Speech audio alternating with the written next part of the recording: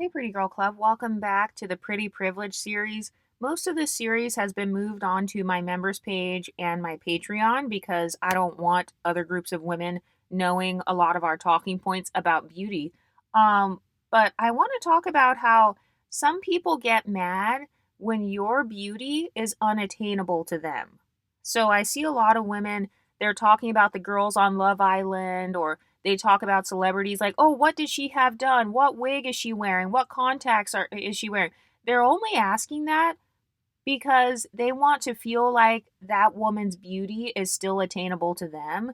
And I think that people get mad because your beauty enhancements look better on you than their beauty enhancements look on them.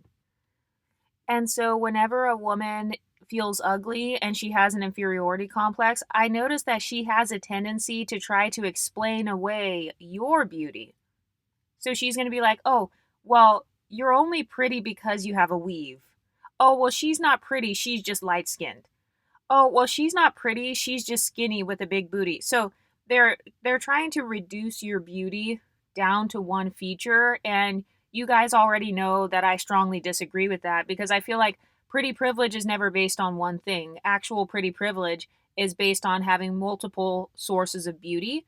And I know that as a pretty privileged woman myself, and I'm sure the other women in this comment section can agree that they have pretty privilege not just because of their booty or just because they put on a lace front. They have pretty privilege because they have several different features working together to make them beautiful.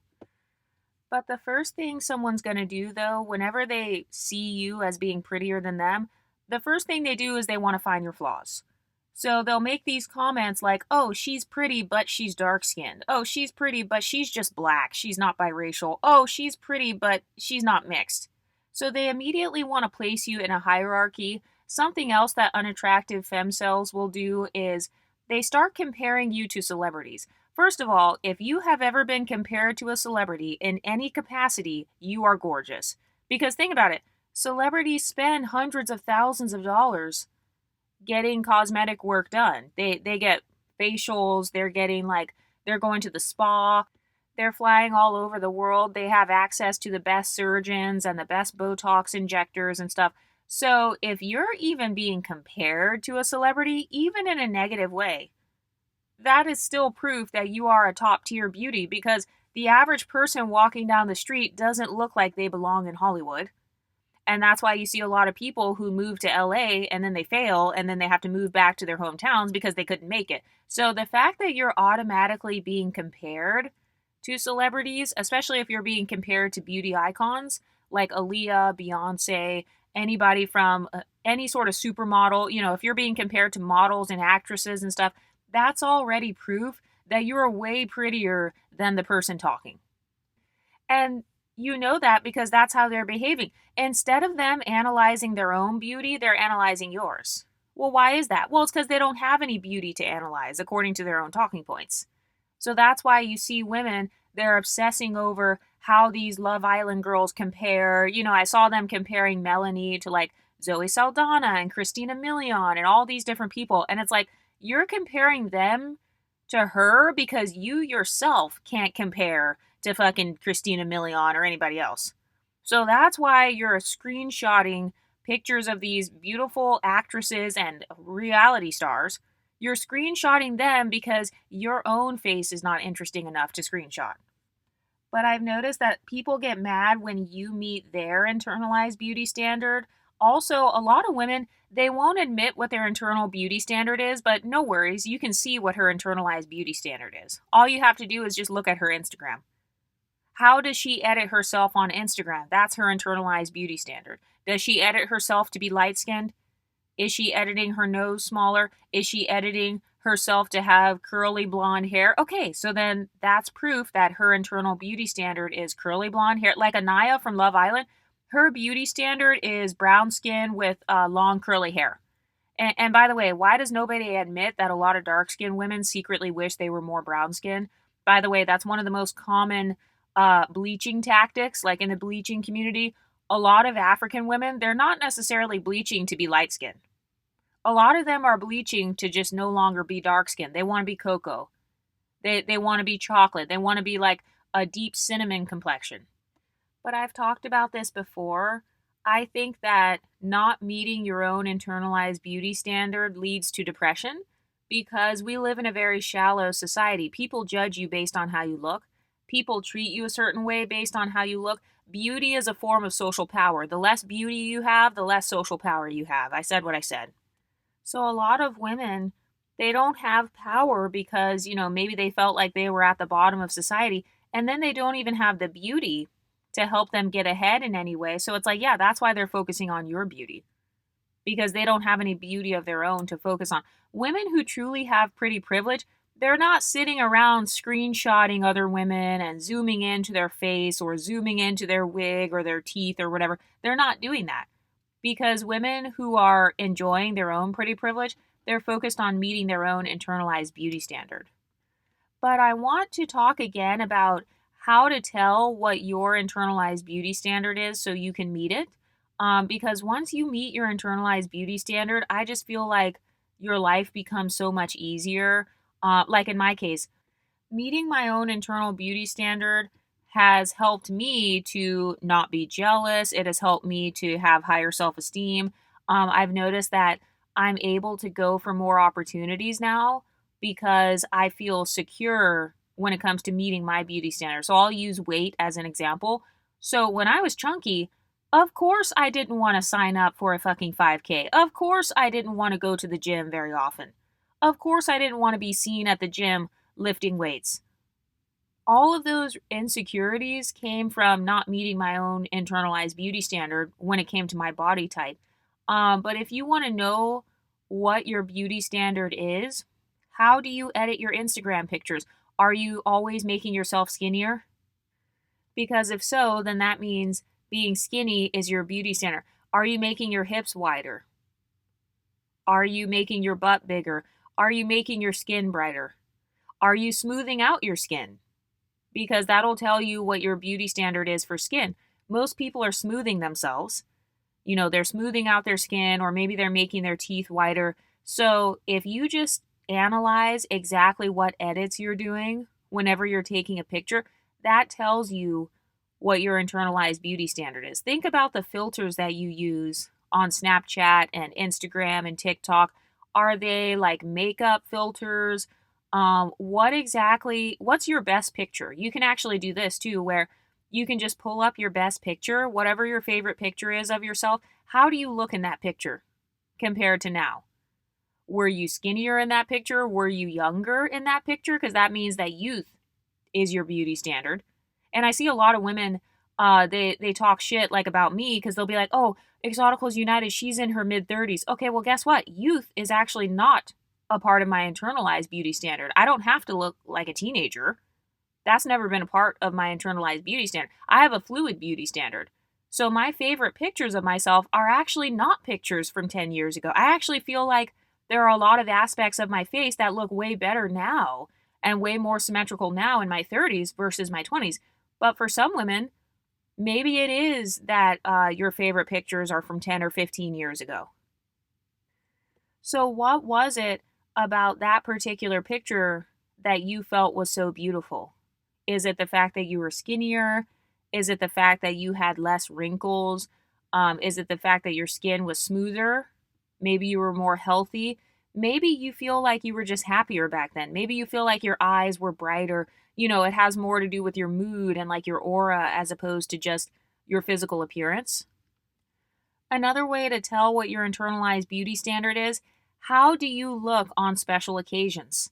So on your wedding day, on your birthday, when you're going on a date, when you're going to something special, a vacation. Look at your top 5 pictures from the last formal events that you went to. Like any event where you were looking forward to it, any event where you bought a new outfit just for that event. What exactly were you wearing? How did you do your makeup that day? How did you do your hair that day? Because that's what your internalized beauty standard is.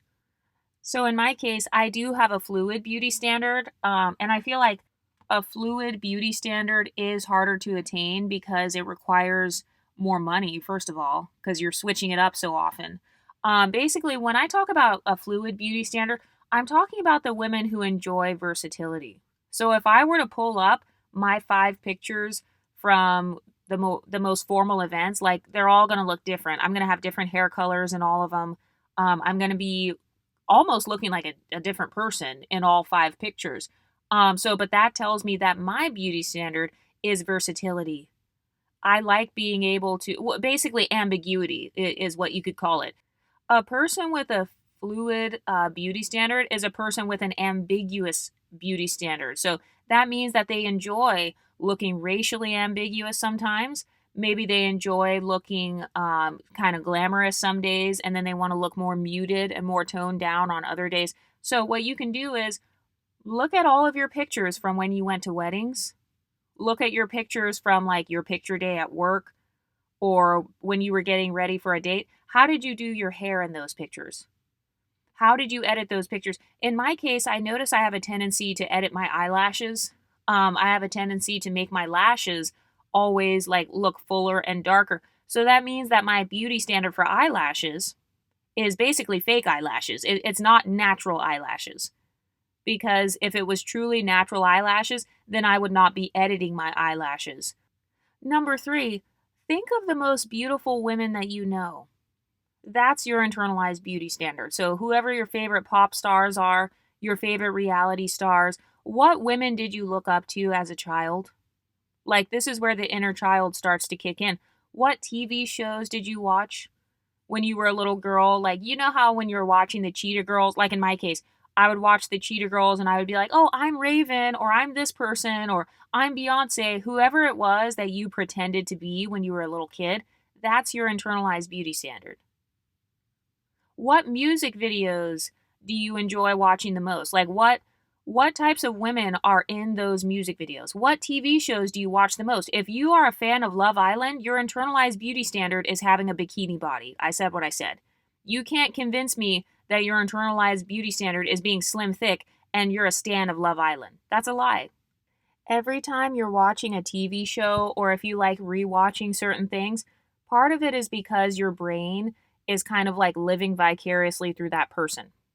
So, if you watch a lot of Love Island, and by the way, one is not better than the other. Like this is just for us exoticals to meet our own internalized beauty standards better. But if you watch a lot of Love Island, I don't know, Love is Blind, The Bachelor, The Bachelorette, anything that has to do with dating, that means that you do have somewhat of a male centered or like you care about the male gaze as well when it comes to your internalized beauty standard. So, I mean, it's not good or bad. It just depends on how often you're doing that. So, I actually have boundaries around my beauty and the male gaze. So, for example, I'm never going to sacrifice the health of my hair so I can appeal to the male gaze. I will never sacrifice the health of my body to appeal to men. So, for example, let's say it's 90 degrees outside. Sometimes I'm still going to wear jeans. I might just wear jeans and a tank top. And some people are like, oh, Exoticals United, aren't you hot? Well, yeah, I might be hot. Yes, it might be cuter for me to wear a little sundress, but I'm not willing to damage my skin in the sun just so I can appeal to the male gaze. So, like, that's an example of kind of decentering my beauty standards from men or like setting boundaries around beauty standards. And I've noticed that some women, they don't have a lot of balance when it comes to their beauty standard. Everything is just about men, men, men. Oh, men like big asses, so I want to have a big ass. Oh, men like having long hair and weaves and whatever, so I'm going to have that. I'm going to wear a bust down. We all know that bust downs tend to be the most black male centered hairstyle. We know that that hairstyle tends to be the most attractive to the black male gaze. So that's another way to kind of analyze what your internalized beauty standard is. Look at the types of movies you watch or the types of shows that you watch. Do you watch a lot of ghetto shows like Power or shows where it's like it revolves around women being scammers or they're kind of like gangsters or thugs or like mob wives or prison wives or whatever? That shows that your internalized beauty standard it has to do with kind of this roughneck. I don't know what to call it, like a ghetto fabulous beauty standard or kind of like this bad girl aesthetic. It means you like that bad girl type of beauty. You like that bad girl persona. Okay, number 5. If you want children, or if you ever played house when you were a kid, What did you want your kids to look like? That's your internalized beauty standard. And that's part of what makes me know that I'm gorgeous, because a lot of people, they actually want to have kids that look like me. They want their kids to have my skin complexion. They are birthing children that have my hair texture. So the types of kids that you want to birth versus not birth, that shows what your internal beauty standard is. So if you have ever had a thought in your head like, okay, I don't want my kid to look like this, then that's your standard of ugly. So another way to tell what beauty is to you, what do you think is ugly? If there's one person that you think is the ugliest person you've ever met, think of that person in your head. Is it a family member? Is it a friend? Is it yourself? Is it a celebrity? Who do you think is like extremely unattractive? What kind of features do they have? What skin complexion? What ethnicity? So that tells me what your beauty standard is, because all you have to do is look at someone you think is ugly. Your beauty standard is going to be the opposite of whatever that person is. So, for example, when I thought about what body type I would not like to have, I will admit an obese type of body did pop up in my head. So, that makes sense because my internalized beauty standard is being at a healthy weight. What look are you trying to avoid? A person with acne just popped up in my head. So I noticed, I don't want to have my face looking super lumpy. Even when it comes to fillers, I actually think that migrated filler, it can look a bit lumpy as well. So that also popped up in my head. So, that shows me that my internalized beauty standard in terms of skin is having skin that's as smooth as possible. Kind of like bouncy skin. It just popped up in my head too. You know how babies have like super chubby cheeks and their cheeks are like soft and it almost feels like butter or something. That's my internalized beauty standard when it comes to skin texture. And by the way, you can actually go feature by feature, like what's your beauty standard for eyebrows? What's your standard for eyelashes? What's your standard for eyelids? Do you like the monolid? Do you like the double eyelids? Do you like slightly slanted eyes? What eye shape do you try to create when you're wearing eyeliner? Do you wear eyeliner at all? Like, what shape are you doing your eyeshadow and your eyeliner in? That tells me what your beauty standard is for eye shape. Are you doing almond shaped eye makeup? Usually people are. If so, then, that's your internalized beauty standard. Are you trying to get more of a cat eye? Do you want your eyes to look more like a slit or like a crescent? Because if so, that tells me that your beauty standard for an eye shape is probably closer to like an Asian person or something like that. Okay, number 7, who are your style icons? So, like in my case, Stacey Dash just popped up in my head from Clueless. Tyra Banks from what's that Barbie movie she was in? She just popped up in my head. Margot Robbie from the Barbie movie just popped up as well. Pretty much all the women in that movie.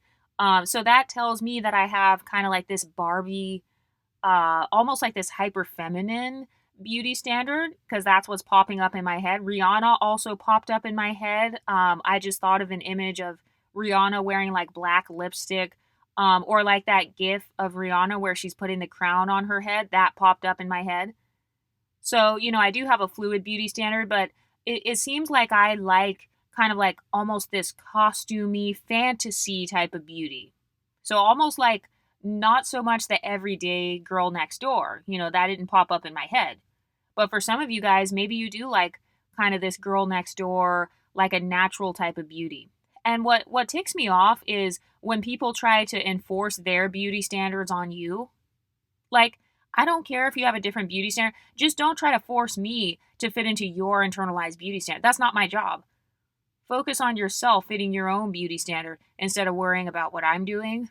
And I've noticed a lot of women that try to put other women down for not meeting a beauty standard. Those women are trying to create a hierarchy. Also, they have a hierarchy mindset in terms of beauty. So they feel like natural beauty is the best. That's number one. Anything that's not that is beneath it. And we know that that's false. That person has a scarcity mindset. They feel like there's only one way to be beautiful, and the only way to be beautiful is I woke up like this, which is actually not even real. Because whoever you think is the prettiest girl, think of the most pretty girl that you know. Think of the prettiest girl you've ever seen. She probably brushes her teeth. She was probably not born with straight white teeth. She probably got braces, or she's using teeth whitening toothpaste. So that's technically not natural. She's using a beauty enhancement of some sort. She probably washes and shampoos her hair and puts conditioner in it. So that's still a beauty enhancement. So I think a lot of people, they don't understand that a lot of hygiene products still enhance your beauty. But I've noticed they'll try to create this hierarchy like, oh, well, natural beauty is the number one on the hierarchy. So, if you get your lashes done, you're not as beautiful as somebody else who was born with long lashes. First of all, I've never seen any humans who have been born with 3D mega volume eyelashes. I've never seen any humans who were born with mink eyelashes on. So women who try to create this hierarchy, what they're doing is they're trying to impose their scarcity mindset onto you.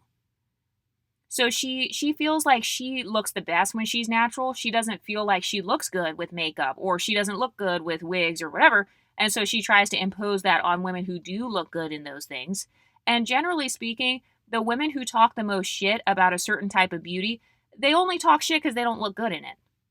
So the women who talk shit about you wearing red lipstick at work, well, it's like, of course you're going to talk shit, Bertha. You don't look good in red lipstick. So of course you think red lipstick isn't as pretty. Yeah, it's because it's not as pretty on you. And I've seen some women do this with like hair highlights. They try to shame women for getting highlights. Like, let's say you have curly hair, you put honey blonde. They'll be like, oh, well, that doesn't look as good. And your hair looks brassy and it looks broken off and dry. No, your hair looks brassy and broken off and dry with the honey highlights. So just keep that in mind, Exoticals. Anytime someone is putting down your beauty or they try to say that your beauty is unhealthy, they're only saying that because your type of beauty would be unhealthy for them. So it's projecting. Oh, well, you can't get highlights. No, you can't get highlights because your hair would break off. Oh, you can't wear wigs. That's going to give you alopecia. It's going to rip out your edges. No, your edges would be ripped out. You are the one that looks bad with makeup. That's why you're shaming women who look good with the makeup. Women who meet their internalized beauty standards, they're not so obsessed with what other women are doing with their beauty. So, like in my case, do I have honey blonde highlights? No, I don't. But I don't obsess over women who do have blonde highlights. If they look good with the blonde, more power to them. Some of my beauty icons actually have honey blonde hair, like Beyonce and Jessica Alba are two women who I love who have honey blonde. So I don't get mad at women with honey blonde highlights because I don't put hair colors on a hierarchy. I don't put like chemicals on a hierarchy. I've noticed that some women, they have different limits when it comes to their beauty. So yeah, there are some women where they don't want to put chemicals in their hair.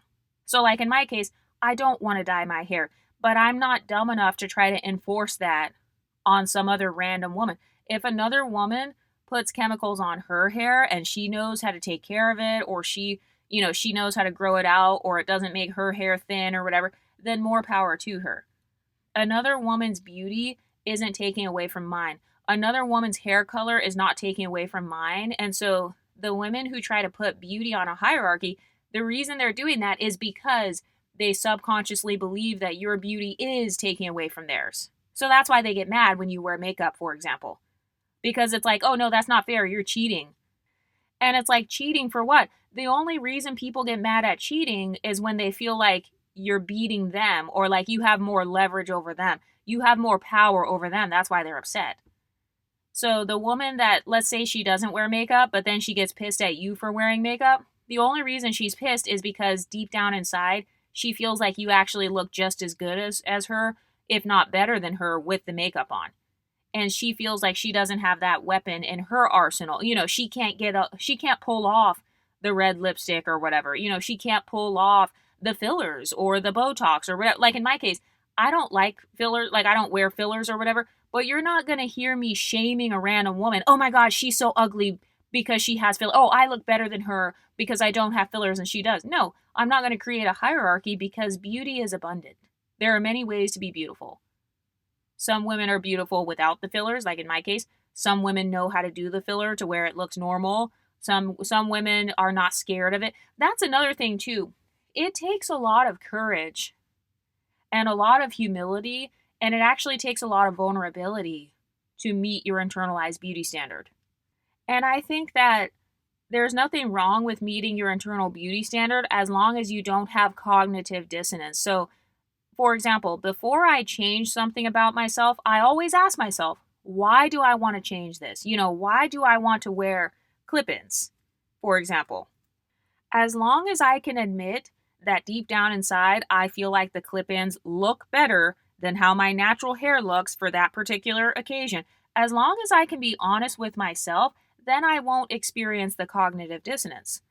But it's the women who are calling themselves blueprints, or they're saying, oh, well, I'm so perfect, or I'm more confident than you. It's those women who say all that, but then deep down inside, they actually want to look different. The cognitive dissonance is what causes insecurity. So that's my theory. I've never heard anybody else talk about that. I believe that cognitive dissonance causes insecurity. It also causes you to be depressed. Like, it makes you more likely to become depressed. So there's nothing wrong with admitting that something makes you look better, as long as you can admit that. If you think that having straight white teeth makes you look better, then that's fine. Who cares? Oh, well, you're insecure because, you don't want to have crooked teeth. I don't care if you think that me getting braces means I'm insecure. There's no such thing as a person with no insecurities anyway.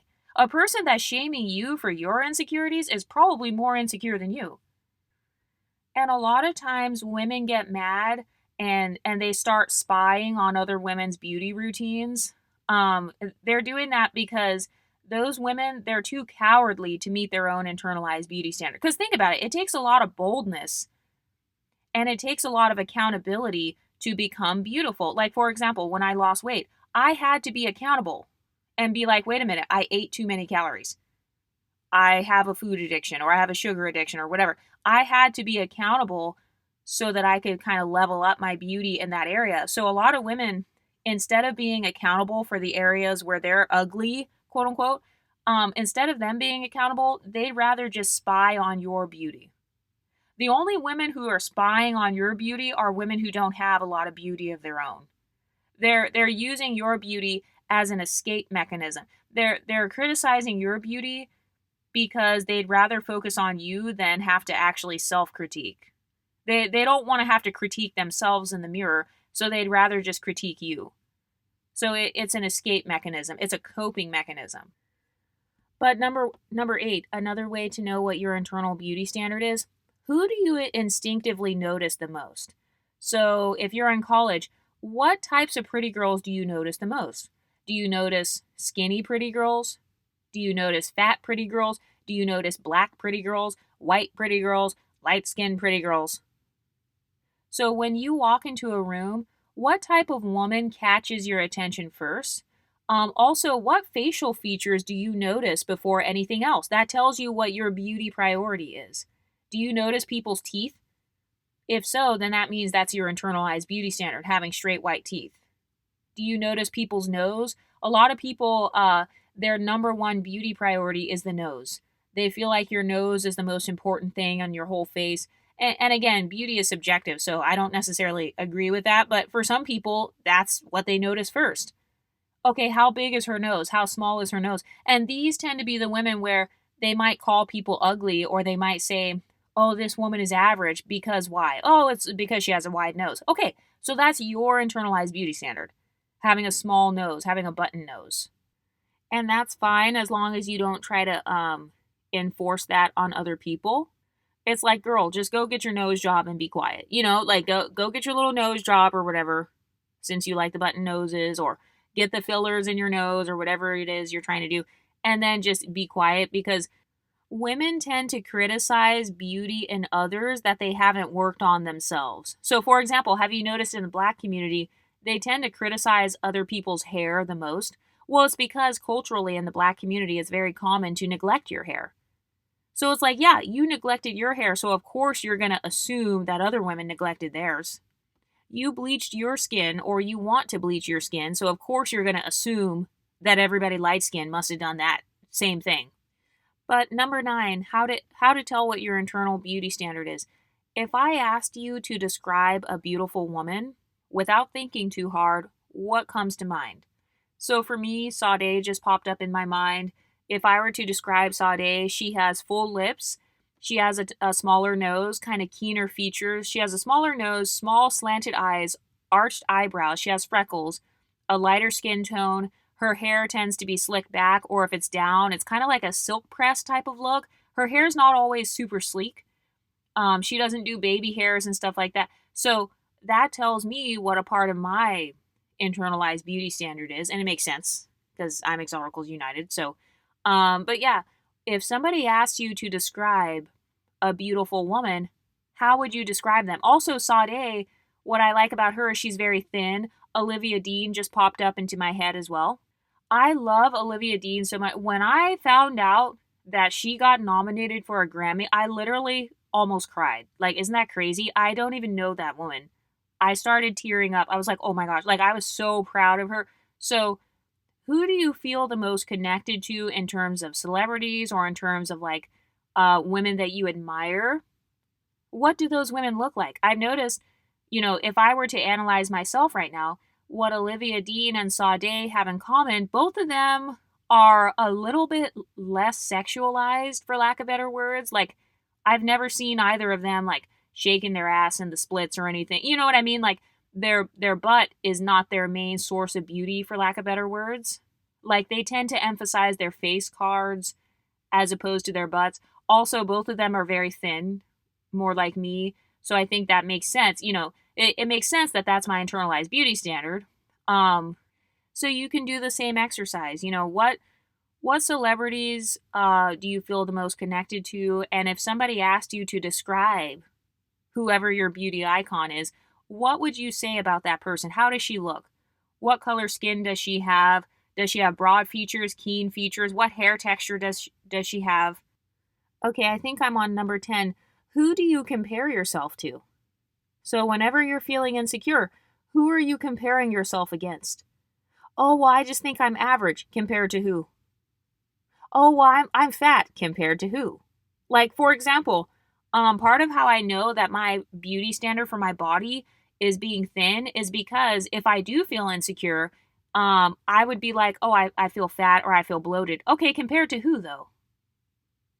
Compared to Naomi Campbell, honestly, or like compared to, like, I've noticed my standard for a body, it does tend to be someone who's very, very thin. So anywhere from like, I would say a size 0 to 6, really size 6 and below. So if my body starts looking more like Meg the Stallion or somebody like that, or Beyonce or something, I am more likely to feel fat, not because those women actually are fat, but it's just because if I have to analyze who my standard is, it is somebody who's more thin. So if your standard is Beyonce or Meg the Stallion, you might be able to get all the way up to 220 or something before you start saying, oh, wait a minute, I feel fat. So who do you compare yourself to when you're feeling insecure?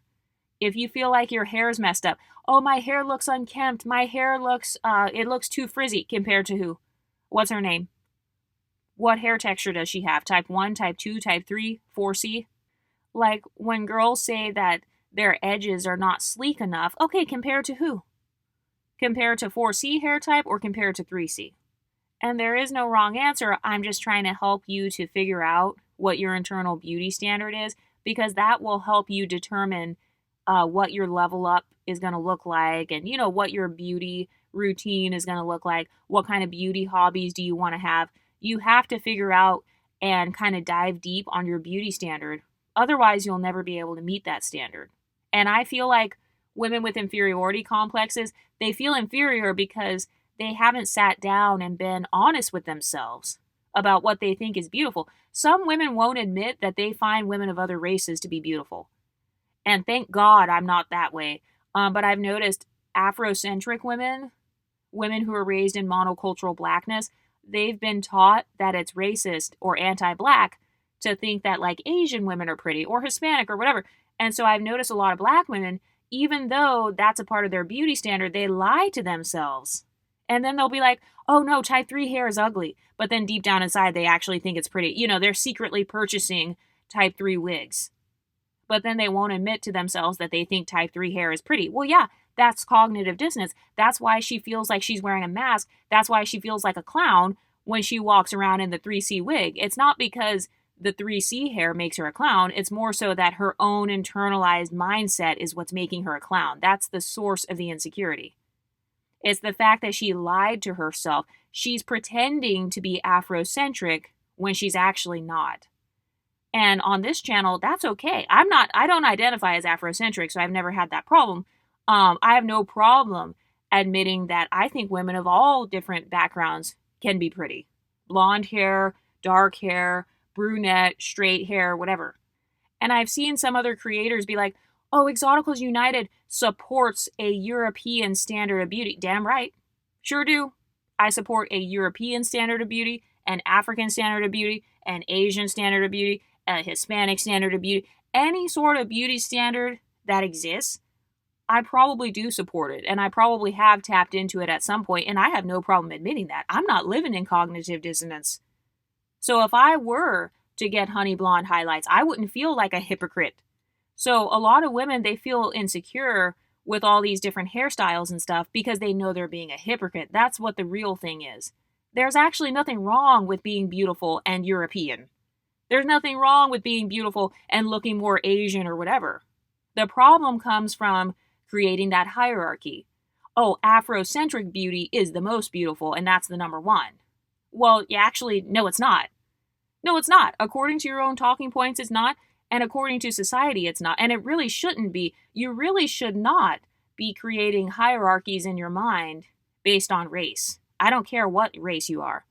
You really shouldn't be thinking in your mind, oh, dark skin is the number one, then everybody else is inferior. Well, that's really stupid because, first of all, what if you have a daughter that doesn't have the same phenotype? So, that's number one. And then number two, that's actually false. That's literally a lie.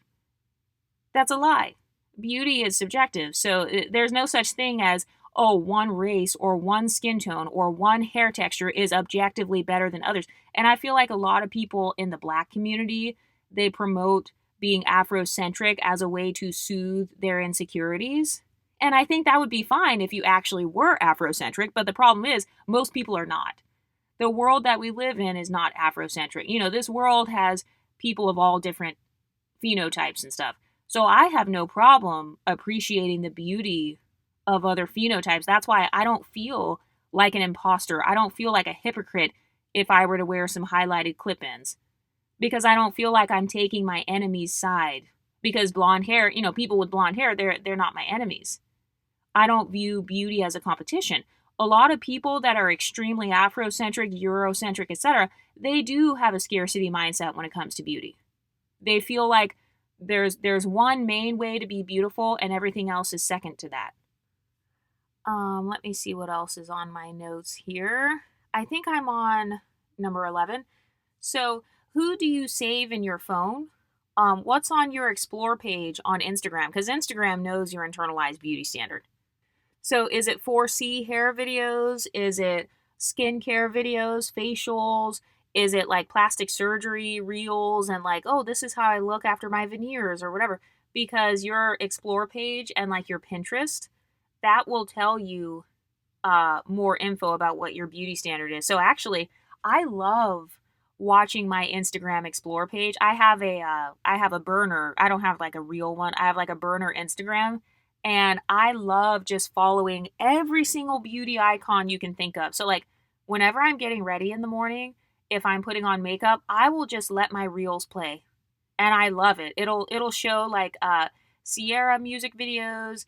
It shows like video clips of Britney Spears dancing. It shows Olivia Dean. It shows Sade singing. It'll show movie clips from like Bring It On. I love, you guys, I am a fucking stan. I am fucking Bring It On. Like, that is such an ingrained part of my internalized beauty standard. That's another thing to think about. What feminine archetype are you like very attracted to? What feminine archetype kind of fits you the best? So the reason I love Bring It On, this is about more than just being a cheerleader. I don't view Bring It On as just, oh, it's a bunch of girls like wearing skirts and cheerleading. No, cheerleading, not only was I a cheerleader in high school and I did cheer when I was even younger than that, but I feel like cheerleading is a form of empowered femininity because you get to dress feminine, but then you also get to be sweaty and you're like doing backflips, and then you're dancing and you're moving your body and you're literally lifting other women into the air. So there's this aspect of visibility that comes with cheerleading. You're lifting other women into the air.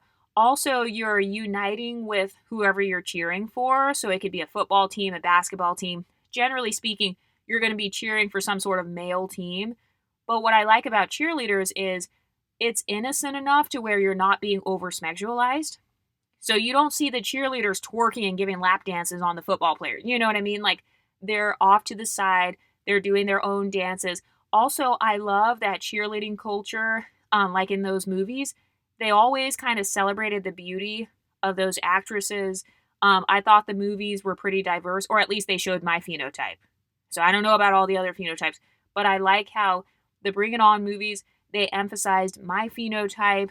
And then, like, oftentimes when you're a cheerleader, it's because you're in school. So you can't really be a cheerleader and not be educated and not be in school because generally speaking, cheerleading happens in high school. It happens in college. So it's like you are still getting an education alongside that. So that's what I love about the Bring It On movies in particular. So what are your favorite coming of age movies? So, for example, I know a lot of people in the black community, they like Nunu from ATL. So I did like that movie. That was a good movie, but that wasn't my favorite movie because it was not the most relatable to me because I didn't grow up in kind of this monocultural black, for lack of better words, ghetto or urban culture. So even though I liked it, that was not the first movie that popped up in my mind. The first movies that popped up in my head were like Clueless and like Bring It On.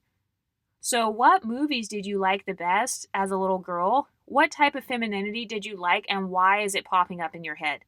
What did you think was so beautiful? The Cheetah Girls just popped up in my head. I liked the Cheetah Girls for a very similar reason. So, the difference is that with the Cheetah Girls, that movie was emphasizing their talent. So that's what I like about it. I like Bring It On and Cheetah Girls and stuff because it's not just a male centered movie. Those actually are not very male centered movies. Usually a male centered movie is going to be more romance. So if you like, if a romance movie popped up in your head, like Love Jones, then that means you most likely do have more of a male centered version of beauty. Or if you're thinking of all these black movies like Two Can Play That Game, that's more of a romance movie. So it means that your beauty standard, it is going to be a bit more male centered than what I'm talking about here. But I noticed that in my case, I did like the Cheetah Girls because it emphasizes leveling up, having talent. They were singing and dancing and trying to become pop stars. So the same thing with Bring It On. It shows healthy competition as opposed to toxic competition. Like in a lot of romance movies, especially black romance movies, there's almost always an other woman. So I feel like sometimes in romance movies, there's this love triangle or kind of this undertone of the male's the prize. Whoever wins the man, she's the prettier woman. I never resonated with that. I mean, I think it has more to do with how I was raised. Um, but yeah, so I've always liked the movies where it shows girls kind of leveling up. Those were some of my childhood favorites. So what were your childhood favorite movies? Who were your favorite movie characters and why? Like, what female movie characters did you love? I liked Charlie's Angels. So, do you see this recurring theme of women kind of being a badass? Or kind of like even Wonder Woman. I liked that movie when it came out. That came out when I was an adult. But movies where it shows a woman kind of like being a superhero or like fighting the bad guy and then she wins. Or even like Legally Blonde. When I tell you, I mean, I don't even know how many times I watched that movie. I loved Legally Blonde. So do you see that recurring theme popping up again? I clearly admire hyper femininity, but also kind of like she's intellectual. Because even in Legally Blonde, I think she went to Harvard and she was like going to be a lawyer and she didn't sleep with the guy that tried to hit on her. Like she broke up with her fiance in the beginning of the movie. She maintained her femininity while also breaking feminine stereotypes as well. So whatever feminine archetype you're the most attracted to in the media, that actually will point to your internalized beauty standard. So, for example, with Reese Witherspoon, if I were to describe what I think made her pretty, it was definitely her hairstyling. I love the pin curls that she would do. It was all the pink because that's my favorite color. And it was the fact that she was super creative. I love monochromatic outfits. So she wore a lot of monochromatic outfits, very similar to Stacey Dash in Clueless. So the monochromatic bright colors, I think they did a phenomenal job with Stacey Dash when she was in Clueless. They did a great job styling her colors to match her skin's undertones. Because Stacey Dash also has kind of this neutral undertone, maybe like a slightly cool leaning neutral undertone. So I liked that about Stacey Dash's character as well. So, what feminine archetypes are popping up in your head? The Vampire Diaries just popped up in my head, Kat Graham. So you guys can see that I have a very fluid beauty standard because some of these women are kind of opposites. So Vampire Diaries, that represents kind of this gothic, dark. I've noticed that sometimes I do kind of like this dark beauty where it's almost like dark femininity, basically. Like a darker version of being feminine. So no pinks. It's going to be all black, maybe slightly goth. I might have some fangs or something like that. And then when I think about vampires, what I like about vampires is I like their eye shapes. In a lot of vampire makeup, they do kind of this cat eye. Some of them are actual cats. Actually, Catwoman just popped up in my head as well. So some of them have like these glowing eyes, and then their eyes are slightly slanted. And then they have, some of them have like this big hair. So that popped up in my head. Um, Another way that you can identify your internalized beauty standard is through animals. What animals do you think are the cutest? A panda bear just popped up in my head because that'll tell you whether you like broad features or keen features. So, what animals do you think are the cutest? Bambi just popped up in my head. So, that means that clearly I like doe eyes. So, a lot of people seem to like slanted or almond eyes. I like that as well. But Bambi popped up in my head. So, kind of these doe eyes, maybe slightly farther apart eyes, and then kind of this nose that protrudes out because I'm just thinking about how deer naturally look. So, what's your favorite animal? Do you like puppy dogs? Do you like rabbits? Do you like cats? And if so, why? What exact features on those animals do you think are so cute? Do you like fur? Because I noticed, like, when I think of a dog, if I had to pick my favorite dog, it would probably be some sort of poodle or something with like curly hair. I've never had a dog before, but I think it's the poodle that has the curly hair. Okay, so number 12, how to identify your internalized beauty standard. I want you to pick your top 10 most beautiful women in the world. So it doesn't have to be a celebrity, it could be anybody. Your mother, it could be yourself, honestly. It could literally be yourself. What do you love about yourself? What do you think is like your best feature? And then in terms of the top 10 women that you think are the prettiest, or, you wish, like, if you could switch bodies with anybody, who would it be? Is there anybody whose beauty you love that much to where if you could switch faces with her, you could? Or maybe it's not about faces. Like in my case, I can't think of anybody where I would switch maybe their entire face, but maybe for you, it's a certain feature. So if you could have anybody's eyebrows, whose eyebrows do you like the best? For me, Sade just popped up in my head. Whose nose do you think is stunning? Like, if you could switch noses with her, you would. Is there anybody where if you could switch lips with her, you would? Is there anybody where if you could switch hair textures, if you could switch skin tones, you would? And by the way, let's talk about this too. Eye color, skin tone, hair texture. Because again, I've noticed in the Black community, they have this thing where if you think any other hair texture or skin tone is just as pretty as yours, if not prettier, then it means you're a colorist, texturist, and featurist. And I strongly disagree. I strongly disagree because, again, beauty, you're allowed to be fluid with your beauty, or at least I allow myself to be fluid with my beauty. So, for example, I was actually just talking about this in the Discord, how this summer I'm trying to tan to Biscoff cookie color because I think that's a very gorgeous skin tone. That's a perfect summer tan skin tone. So does that mean that I hate my natural skin tone? No, it does not, because I have a fluid beauty standard. So I'm okay with not being that tan, and I'm also okay with making it to that tan, and then it'll just fade away or whatever, or I'm gonna fucking peel off. Knowing me, I'm gonna peel off. I'm gonna get some fucking moles and freckles. But it's like, I feel like some people think that if you think something else is prettier or if it goes well with the summer aesthetic, I think that the Biscoff cookie skin tone literally looks better and goes better with the summer aesthetic versus being pale. And I have no problem saying that. I like how that skin tone aesthetic looks. I think that it looks pretty. And some people are going to say, oh, well, skin tone is not an aesthetic. Bitch, yes, the fuck it is. Yes, it is. I get to choose what my aesthetics are. So you don't get to tell me what I can and can't use as an aesthetic. Last time I checked, it's a free world, bitch. People are out here making wigs of my hair texture. So you want to try to tell me, oh, well, a skin tone is not an aesthetic. Oh, bitch, you're making my fucking hair texture an aesthetic. You make my face an aesthetic. You make my eyes an aesthetic. You make my nose. You make everything about me an aesthetic. This world makes every phenotype some sort of aesthetic in one way or another. So you don't get to control how I want to do my aesthetics. If I want to be tan, I can be tan. If I want to stay pale, I can stay pale. If I want to wear glam makeup, I can. If I want to wear no makeup, I can. So a lot of times women they kind of confine themselves when it comes to beauty like, okay, I can change this amount of stuff about myself, but then I can't change other things. And that's okay. So I think you should do whatever's authentic to you. But for some of us, we don't have as many limits. So that's what I would call more of a fluid beauty standard. These are the women where you might see them get a fucking BBL. You might see them get liposuction, for example, because a lot of women, they don't want to get plastic surgeries, which is understandable.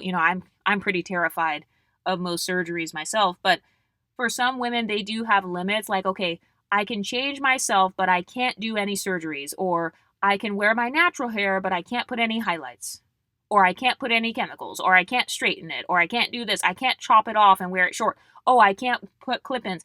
Okay, so that's your limit for your beauty. And that's okay. Do whatever makes you feel comfortable. But I feel like as an exotical, you have the right to pursue whatever beauty standard you want as long as it feels authentic to you and as long as it actually meets your internal beauty standard. I didn't tell you to go try to meet somebody else's beauty standard. There's a reason why I don't wear long acrylic nails. Well, it's because that's not my authentic, I would literally feel like I'm wearing a costume because that's not my authentic beauty standard. I don't like having long nails. I play a lot of sports. I'm on the elliptical all the time. I literally crawl on my hands and knees sometimes. I'm out in the sand a lot. I'm outside a lot. So wearing long acrylic nails, that doesn't really fit my beauty standard from a practical perspective. So I'm not going to shame other women for wearing acrylic nails. But I brought that up to say that I'm going to do a beauty standard that feels authentic to me. I want to do a beauty standard that goes with my lifestyle. So, for example, I see a lot of the natural beauties and a lot of the trad wife types of beauties, kind of these homely, I don't know if I want to call it homely, but like, the women that do the cottage core, that sort of aesthetic. I see a lot of those beauties shaming the glamorous, sexy beauty. And it's like, well, my lifestyle, I'm not living a cottage core lifestyle. So why would I try to impose a cottage core beauty on myself or a trad white beauty? If that's not what I want to be, that's okay. So it's like, you want me to accept your beauty, but then you don't want to accept mine? So when it comes to natural beauty, yes, I do wear no makeup. So I'm not wearing makeup today. So it's like, yeah, there are days where I don't wear makeup and I'm just like relaxing or whatever. But then there are some days where I do want to wear a smoky eye because that also aligns with the type of pretty privilege I want and also the lifestyle that I want. So a lot of people won't admit that different environments celebrate different types of beauty. So if I'm walking down the strip in Miami or I'm walking down the strip in Vegas, why the fuck would I be wearing a cottage core outfit or like a farming, like some overalls or something? Like, you can wear that, but that just doesn't really match how I envision myself in that environment. And that's okay. And I hear a lot of people saying, go where you're celebrated. And I mean, I agree that, you definitely don't want to be mistreated, but every type of beauty is not celebrated everywhere. So it's like you can't get mad if you want to have Afrocentric beauty and then you're mad that Eurocentric people don't celebrate Afrocentric beauty. Well, no shit, Sherlock. Well, no shit, Scooby Doo. Of course, they're not going to fucking celebrate your exact type of beauty because beauty is supposed to be abundant. You're not supposed to just only have one type of beauty and then you're trapped in that one type of beauty for all of eternity. So if you want to do that, that's totally fine. You have the right to. Just know that everybody is not going to agree with that exact type of beauty. Everybody doesn't want to be cottagecore 24/7. Everybody doesn't want to be clean girl all the time. Everybody doesn't want to wear neutral colors and to have this Hailey Bieber type of aesthetic, with the wet slick back bun and the gold hoops and the matcha in your hand and you're wearing an aloe fucking yoga outfit. Everybody doesn't want to do that. But another way to tell what your internalized standard is, so when it comes to your sexual fantasies, I know that escalated quickly. I just literally jumped topics. But when it comes to your sexual fantasies, how do you imagine yourself looking? Do you look different in your fantasy versus in real life? So, for example, are you a little bit skinnier and more in shape whenever you're having a sexual fantasy and you imagine yourself? Are you more in shape, or do you have a bigger booty, a smaller booty? Is your hair and makeup done? Or are you wearing a bonnet in your sexual fantasies? That's something to think about. I'm dead serious. Like, that's how I knew that I really cared a lot about my legs and butt looking perfect and also skinny, because whenever I'm fantasizing, I always imagine that like my legs and butt is perfectly toned, and like I don't know why that always pops up in my head. I know that's really random. Um, but when it comes to your sexual fantasies, where it's yourself and whoever you're fantasizing about, how do you look? Is your makeup done? Is your hair done a certain way? Do you fit a certain aesthetic? So maybe you're wearing a trench coat, or maybe you're wearing red lipstick or whatever, because that will also tell you what your standard of sexiness is as well. Because remember, there are different types of beauty. And by the way, that leads me to my next point. What compliments matter to you the most? What do you like being called? Do you like being called pretty, sexy, elegant, beautiful, cutie patootie, cute, exotic, glamorous, naturally pretty, effortless? What beauty compliments resonate the most with you? And is there any beauty compliment that you don't like being called? For example, I do not want to be called curvy and voluptuous. So even though those are compliments, even though both of those are a beauty standard, I noticed that if somebody were to call me that, I would not feel complimented. I would just feel either neutral, or I would probably feel like, oh, am I looking bloated, or, I need to tone up something. And I'm just being honest with how I feel. So are there any compliments where you don't really want to be complimented that way? Oh my God, your butt looks so big. I don't view that as a compliment, even though I understand that big butts are a beauty standard. So there are some things where it may be a beauty standard, but maybe it doesn't fit your internalized beauty standard. Okay, so number 13, which beauty flaws bother you the most? So, what flaws on yourself do you obsess over the most? Your hair, your complexion, your freckles, your pimples, your acne. Why those specifically? Why do you obsess over those specific flaws? And then, if you compare that to whatever women you think are the most beautiful, do they have those same flaws? So, for example, if you obsess over your nose looking big, and then you notice that all the women you think are the most beautiful have small noses, okay, so then that shows that your internalized beauty standard is a small nose. So then the next step would be, okay, deciding, are you willing to change yourself to meet that beauty standard? I'm not saying you have to get surgery or anything, because I think a lot of people, they jump from 0 to 100, like, oh, I like small noses, so now I have to get a nose job. No, you don't have to get a nose job. You get to actually decide, how far are you willing to go to meet your internal beauty standard? So yeah, some women might get the nose job, but then other women, they might decide to contour, or maybe they decide to, I don't know, emphasize another part of their face besides their nose. Some women get fillers in their nose if they have a bump. If they have that dorsal hump, I think that's what it's called. Some women get filler, and it kind of makes their nose look taller. Maybe they have a flat nose, so they're trying to make it look tall, so then they put filler in their nose. Some women do nose taping when they go to sleep. So it's kind of like face taping, except they tape their nose so that the fluids in their nose don't build up. So once you decide what parts of your beauty you want to change, you get to decide how far you want to go with that. And by the way, this is why it's so important to know what kind of pretty privilege you want and why you want that pretty privilege, because it'll help you to not make the same mistake that Clavicular made. So, Clavicular, I can't even say his name. You guys know who I'm talking about. He's a little gay boy who makes videos on looks maxing. Some of you guys are going to say, oh, he's not gay. Okay, he's LGBT. He promotes wearing makeup and plastic surgery and, all this skincare stuff. He talks about how men should wear concealer. So, in my opinion, that is either LGBT or LGBT adjacent, and that's fine. But Clavicular's mistake was he wanted to be pretty for a bunch of people that he didn't like. So it's like, sir, if you don't even like women, why are you trying to be pretty for all these women? It would have been easier to admit, hey, I'm autistic or I'm LGBT or whatever, and then, you dress for that aesthetic or you try to get pretty privilege in that community. So I think that's a really big mistake, is seeking pretty privilege from people that you don't even like. So I think actually this relates to black women as well. A lot of black women get pissed off about wearing lace fronts and stuff, all because they're trying to appeal to black men when deep down inside they don't even like black men. They like white men. They like MLS men. They like Hispanic men. So it's like, why would I waste my time trying to attain this pretty privilege with people that I don't even want the pretty privilege from?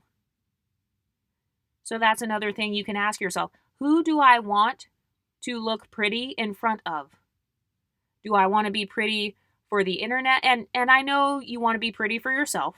So we've already moved past that. We know that. But who else do you want to be pretty for? Do you want to be pretty for your photo shoot? Do you want to be pretty for your job, for your LinkedIn photos, for networking events, for dating? Do you want pretty privilege in the black community, in the white community, in the mixed community? Whose opinion do you care about when it comes to your beauty? Because in the case of Clavicular, clearly he cared about his audience's opinion on his looks because, that's what made him depressed when his own audience said that they don't like his nose job. So it's like, okay, if you want to look pretty for your audience, you could have asked your own audience ahead of time, hey, what do you guys want to see me do next in terms of looks? Do you guys think I need a nose job? Do you want to see me put more concealer on? Do you want to see me do a different makeup look? So that's very important to think about. What kind of pretty privilege do you want? Who do you want to give you that beauty pedestal? Who is it that you want to look up to you? Are you trying to be pretty for your daughters? Maybe you want to show your daughters that having long natural hair is cute or something. You want your daughter to look up to you. Because I've heard of a lot of mothers doing that. They'll go natural, or they'll grow their natural hair out or whatever so that their daughters can look up to them. They want to be a beauty icon for their daughters. So who do you want to be a beauty icon for? I know that you want to be pretty for yourself, but this channel talks about having benefits in society as well. So where do you want to exercise that social power? Do you want to be pretty in Miami? Being pretty in LA? Being pretty in Jamaica? I don't know. Maybe there's a certain vacation that you want to go on. A lot of girls get their hair done and stuff for vacation because they want to have pretty privilege in Jamaica. Pretty privilege at the pool. So let me braid my hair so that it doesn't become frizzy, because frizz goes against my internal beauty standard. So let me braid my hair so that I can have pretty privilege with wet hair. But another way you can tell what beauty standard you like. So what kind of beauty transformation fascinates you the most? So when you're watching glow up videos, what impresses you the most? Is it makeup? Is it hairstyling? Is it weight loss? Is it surgery? Is it fashion styling? Is it confidence? Because I noticed I love glamour. I love Hollywood makeup. So whether it's old Hollywood or current Hollywood, I like watching, I told you guys, I watch the reels of Marilyn Monroe and Audrey Hepburn and Twiggy and Naomi Campbell and the Victoria's Secret models at the fashion show. And, I like stuff like that where the person is going from a normal person to like a complete beauty icon that's going to be remembered for decades. So glamour, I notice I really love glamour. So seeing Beyonce in the music videos. So not just Beyonce with her hair wrapped up in a bonnet or whatever. No, I like seeing Beyonce with all the makeup done and her hair's done and she's got a sparkly outfit on and she's like doing her little dances on the stage. So, what kind of transformation videos do you watch the most? What kind of social media videos impress you the most? And then, which beauty culture are you the most up to date on? So, for example, Olandria, like with Love Island, I saw some girls saying, oh, yeah, Olandria is doing this, she's doing that. Well, I don't really know because she never pops up on my For You page because I'm not up to date on like black female beauty culture because that just happens to not be the culture that I follow the most. So, and that's okay. And there's nothing wrong with that. And that doesn't make me anti black or racist. So, you can go look at your Explore page, go look at your history online. Like, are you following a lot of Brazilian hair gurus or like, because I've noticed, this is so random, but like, I watch a lot of international, like beauty videos and makeup and hairstyling because I've noticed on my Finsta, the women, they never speak English. They're always speaking like French or like Portuguese or some random language. And it's like, what the heck? How did my algorithm get here? Well, that makes sense because I have a fluid standard of beauty. So it makes sense for me to have kind of this international standard of beauty where it's like, okay, how does beauty look in the Arab world? You know, how does beauty look in the Portuguese world? What does beauty look like in Brazil? Or, you know, what kind of trends are they doing over there? So, what beauty culture do you keep up with the most? Are you a nostalgic person? Maybe you love nostalgic beauty. So, the 1950s, the 1920s. Do you have a favorite decade where you just felt like everybody was a baddie during that decade?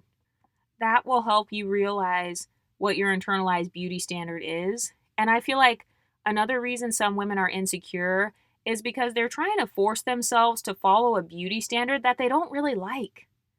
I don't like the fucking big ass baby hairs. I don't like that. So even if my baby hairs are like really big and they look perfect and whatever, even if I were to get a BBL today, I would not feel a surge in confidence. I would probably feel the opposite. I would feel like I'm being an imposter. So if you feel like an imposter in your beauty, there's a big chance that you might be following somebody else's internal beauty standard versus being authentic to yourself. Because I really do believe that beauty is like a fingerprint. Like every woman has her own unique beauty signature, you know. So just because something's not popular, it doesn't mean that it's not beautiful. So yeah, maybe everybody else does look great with the bust down and a BBL, but maybe you look the best with a pixie cut and being skinny. Maybe you look really good with a bob. So if you were to think about the most beautiful version of yourself, what does she look like? So, like some people, they don't prioritize just having glamour. For some people, they realize their internalized beauty standard is maybe they want to be the most elegant in the room. They want to be the most healthy. They want to be the most feminine. They want to wear the brightest colors. Maybe they want to be the most unique or the most memorable. So I feel like there are so many different ways to be beautiful, and it's so much fun to kind of explore your own beauty because the way that I view my body is like a canvas. So I get to change it however I want. I can work out, I can lose weight, I can gain weight, whatever. I get to decorate my canvas however I like. And by the way, I've cut off anybody who doesn't support my beauty. Like, if somebody says, why are you wearing that? Why'd you do your hair like that? Why is your makeup like that? Like, if they start kind of questioning me or they want me to feel insecure about something, that person is cut off. So, for a lot of women, the only reason they're leveled down is because of their environment. If they moved away from all those dusty bitches, they would have been lost the weight by now. They would have been had their glow up. They would have changed their hair a long time ago. The only reason they didn't change it is because they're trying to appease their friends and family, or, you know, they're trying to be the same girl that everybody knew them as. So they're too much of a pussy. They're afraid to reinvent themselves. These women they don't have the courage to look how they want to look. So instead, they just want to look like however their family wants them to look. Oh, well, all of us are big. Your mom was big, your aunties were big, your grandma was big. So that's just how the Johnsons look. That's just how all of us look. We're all built like that.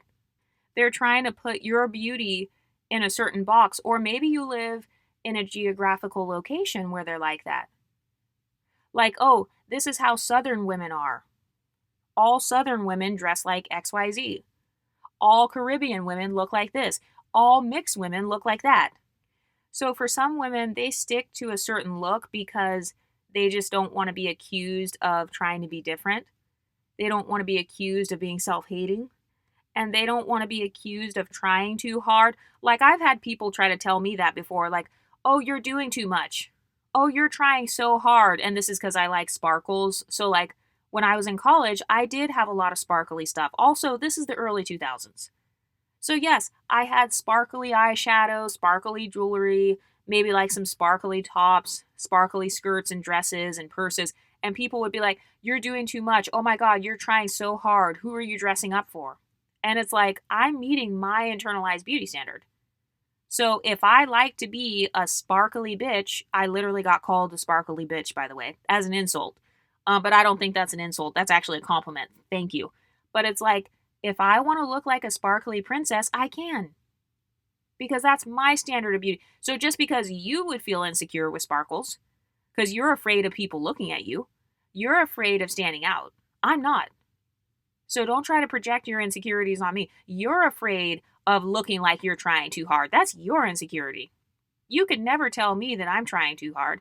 I take that as a compliment. Because yes, I'm a hardworking ass bitch. I'm a disciplined bitch when it comes to my own level up, when it comes to my organizational skills, when it comes to my styling or whatever. So thank you. Like, that's not a diss. Saying that somebody is trying hard is not a diss. Name one beauty icon who never tried at all. Because last time I checked, Beyonce and all these other people, they're working out, they're eating a certain diet, they're rehearsing, they're paying for makeup artists, they're paying for hairstylists.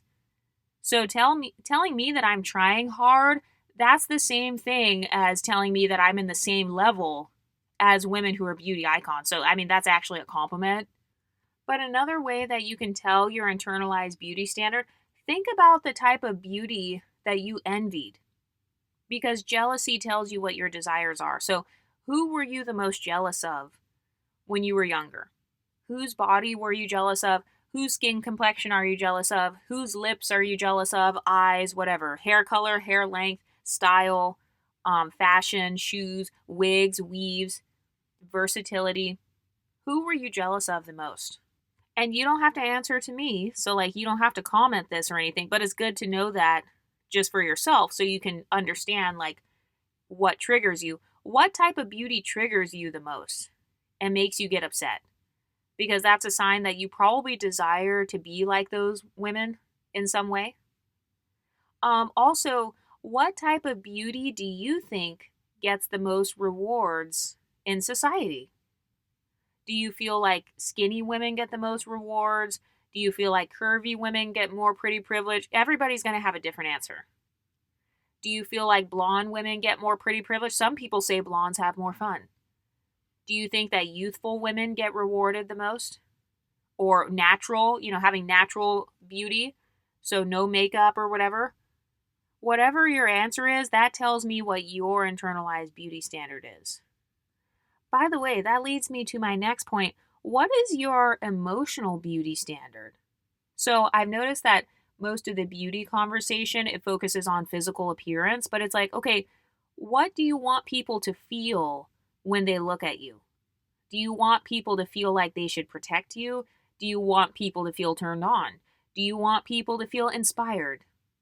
Do you want people to feel like you stand out? Do you want people to feel shocked? Some people like the shock value. Do you want people to feel like you're a kind person? Do you want them to feel like you are mysterious? Do you want them to project certain stereotypes on you? Because that's really what privilege is. So, privilege is just when you benefit from positive stereotypes. So, what positive stereotypes do you want to be associated with? For example, I love all the light skin stereotypes. I sure do. I love being stereotyped as bougie, stuck up, I think I'm cute, etc. So I like to dress in a way that promotes that. Like, I like to dress bougie, kind of more classy, or like hyper feminine, or like, she's feminine and soft. I like that stereotype. So I'm going to dress in a way that perpetuates that stereotype about myself because I enjoy the benefits I get in society from meeting that positive stereotype. So, what positive stereotypes do you want to be associated with? Do you want people to think that you're a Pilates princess? Do you want them to think that you're living the soft life? Do you want them to think that you're old money? That's why a lot of women, they wear kind of this old money aesthetic. It's because they associate it with like being stereotyped as being a rich wife or whatever. And then what about ethereal beauty? So maybe you want to just look different from everybody else. You don't want to look ordinary. So you don't want to promote like the natural beauty. You'd rather look like a fantasy creature, like an elf or a princess or like, I don't know, some sort of fairy, a mermaid. But what do you ladies think? Let me know in the comment section and I'll talk to you next time. Stay pretty, ladies.